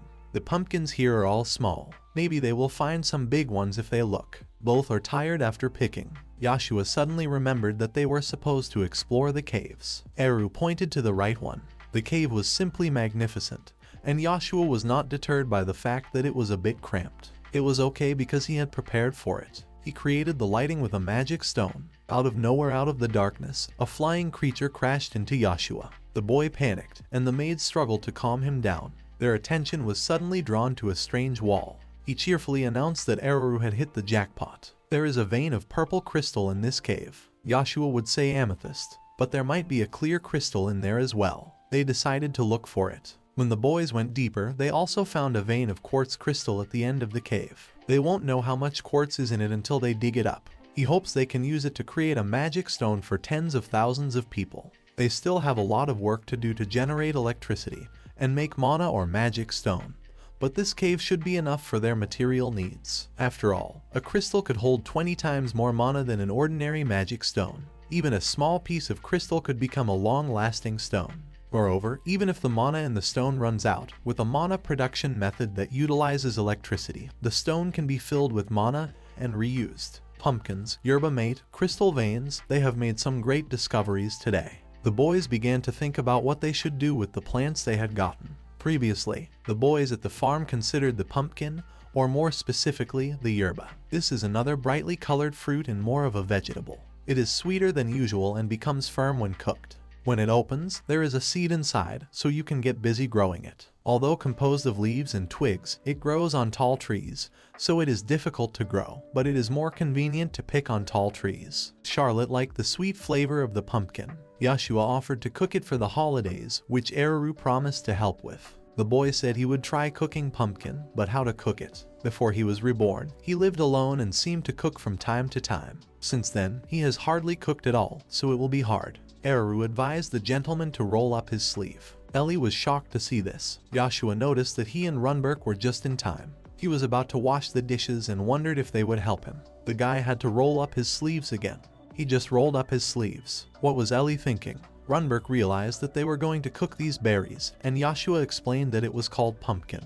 Runberg also brought processed tapioca. As the boy evaluated the plant, he realized that he could drink tea with milk and tapioca for the rest of his life if he could figure out something to do with them. It's so delicious. He decided what he would do with the pumpkin. Yoshua suggested making baked goods for the tapioca milk tea. Together, the table was set with all sorts of goodies for dinner. The boys started pumpkin tasting and had this wonderful time together. Next day, Yoshua told the boys that there was not a particularly strong wind on the rocks. He had his own thoughts on that. Sujiro and Sekoi had synchronized thoughts. Cumberland is a border region and an adjacent principality. From a village like this in the principality, the border is not far at all. But here, one can obtain both magic stones and burning stones. Even the vegetation is different. The village has a lot of weeds and bushes, and there were also long trees growing there, though he doesn't remember a cassava tree among them. If he had seen its distinctive leaves, they would have definitely stayed in his memory. Then he thought that there was an invisible restriction here.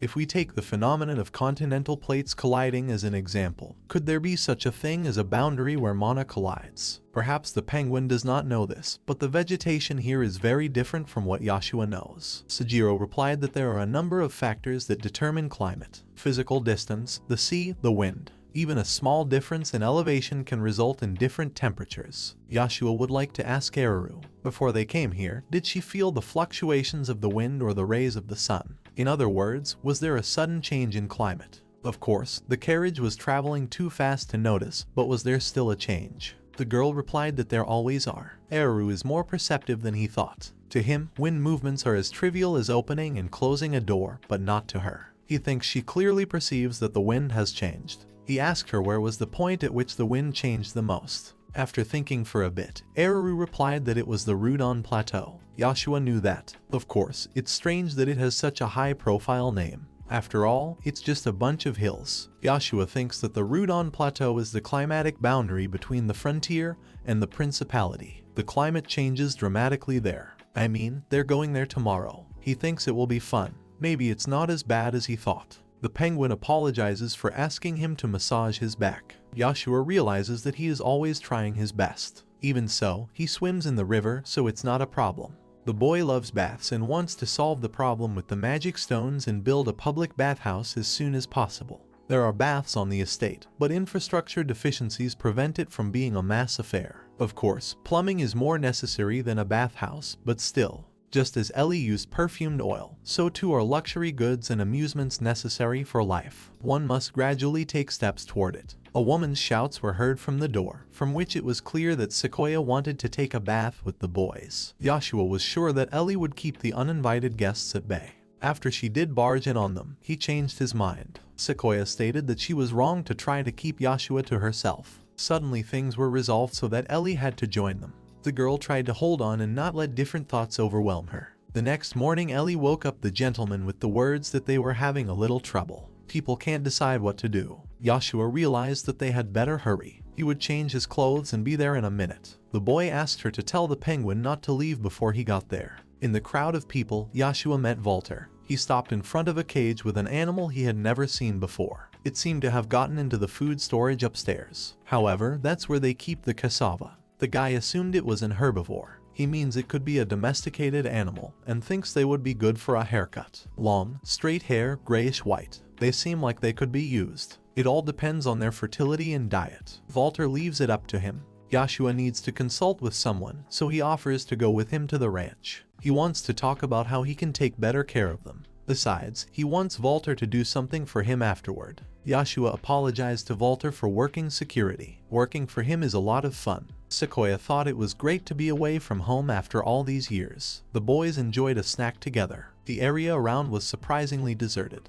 There really wasn't much to see, and this was the point they had reached together. Rudon Plateau. It looked like zombies were still crawling out from under the ground. It looks like a bird has flown over them. The Rudon Plateau looks a little strange, it seemed to Walter. He can't explain it. The sky moves differently. The penguin noticed that it might rain soon. Even though it is too hot, he can feel it. The sky was blue and sunny. It must not have been more than a few minutes since it happened. Strange indeed. There was definitely something wrong with the air currents. Yoshua thought about trying to fly a balloon next time. He should fill these balloons with light air and launch them into the sky. Eru doesn't know what a balloon is. The girl asked if he would take her up into the sky if she rode on it. Yoshua reasoned that if they want to fly, a big balloon should be made. He thinks the material should be the skin of the frogs that Walter brings from time to time. It can't be used as rubber, but its ability to remain elastic and not tear when drying could be used for the balloon part of the balloon. According to Isekai'd, a small amount of magical power allows it to stay fresh. This is possible if there is a storm raging a few dozen meters above the ground. It seems to be a mysterious air current. He thinks it will help them. Yoshua wondered if the penguin agreed with the idea of the observation balloon. The material of the balloon is fine, but what about the gas that could be put inside? Hydrogen seemed like a reasonable choice to the penguin. The guy thought, hydrogen is easily produced and is the lightest of all gases, so that's good enough. But a balloon that people can ride in is a different story. Sujiro added that hydrogen burns well. Yoshua's memory is a little hazy, but he's pretty sure he read in a science textbook. Hydrogen burns with hot air and lots of energy. Seems to be something along those lines. When hydrogen and oxygen combine, it burns with a rumbling sound that was scarily creepy. Maybe they could harness the energy of fire, make a burner out of rocks. Penguin realized it was like a balloon and supported his idea. Sequoia realized that they wanted to fly. As Yoshua thought, she had already flown. The principality had a flying dragon to ride. The girl declared that a wizard of her level should be able to fly without a flying dragon. But of course she flew the dragon. It was great. Yoshua pulled her to him, not realizing what she was doing. Sequoia replied that just because she was pretty, it didn't mean you could just hit on her like that. Suddenly he had a request for her. He asked her to take off. The girl thought he was hitting on her. Returning to his request, he added that he could only trust it to her. She should back off a little. Finally Sequoia took off, flashing her underwear. She wondered if such a height would be enough. Yoshua asked to fly a little higher. The wind seems to be stronger than he thought. He is worried about the whirlwind. Penguin thinks it will work. The optimum distance was 10 to 15 feet. If they got up to 20, Yoshua would be more worried about the strength of the wind. Penguin thought maybe 12 feet as a center point. He could see the cables moving. Sequoia flew for a while longer. By now the bridge was completed. It was finally over. It was spectacular. Runberg couldn't stop crying. It was too magnificent. Yoshua wondered if there was any chance of dangerous creatures coming from across the river from behind the bridge. Runberg can't say for sure, but the bridge is very sturdy and can be seen from a great distance, so he's sure that it can be handled with bows and the like without any problems. Guy realized that it could also be used as a defensive base. He suggested building a watchtower at the entrance to the bridge.